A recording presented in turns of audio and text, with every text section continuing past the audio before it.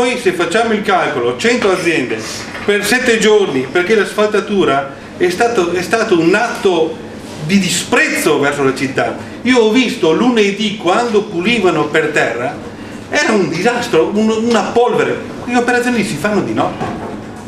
Quelle operazioni si fanno di notte quando i cittadini non si disturba il livello lavorativo, non si coinvolge la gente in una...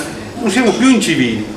Siamo delle persone che abbiamo rispetto. Quando hanno messo la polvere, e io per fortuna non sono di là, ha messo la polvere, i negozi sono stati imbiancati all'interno, hanno lavorato l'ira di Dio per ripulire tutti quanti i negozi all'interno. Non è possibile lavorare in questa maniera qua, ci vuole il massimo rispetto verso la cittadinanza, e questo è mancato in questa è mancato del livello di informazione, è mancato manca anche la pavimentazione del centro storico, visto che di che c'è ancora il cemento là in piazza, perché c'è ancora il cemento? Punto di domanda.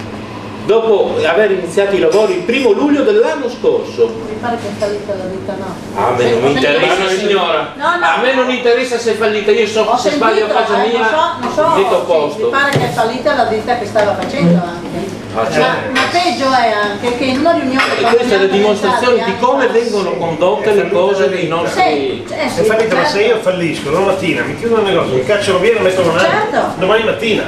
Anche prima la stessa cosa dovrebbe essere. La stessa cosa dovrebbe essere lì, perché mi dai una spiegazione perché dopo un anno per 200 metri non siamo in grado di fare 200 metri di pavimentazione.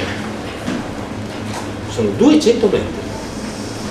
No, loro dicono che non possono prendere un'altra impresa perché... A me non interessa, no, io risolvo i problemi. La burocrazia. Allora, prima...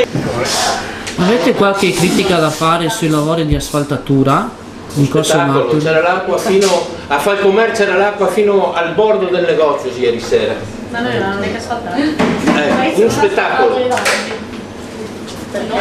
Da Falcomer fino a me era tutto il portico allagato. Perché hanno otturato i tombini per il passaggio delle biciclette? Perché hanno aggiunto asfalto a quello che c'era, quindi c'è un problema di... l'acqua va sopra e via. Non hanno raschiato via. No, ciao. No. Ciao. Ciao. Fino a metà portici, da Falcomer addirittura entrare in galleria. Potevi andare in barca in galleria.